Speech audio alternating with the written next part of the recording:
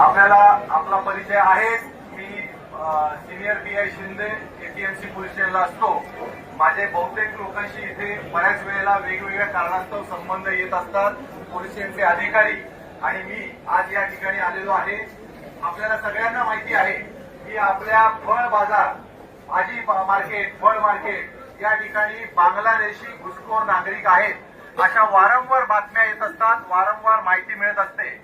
परंतु ठोस माहिती आम्हाला मिळावी आणि त्यांच्यावरती खूप आपण प्रभावी कारवाई करावी याकरता आम्ही आपल्याकडे आज आलेलो आहोत.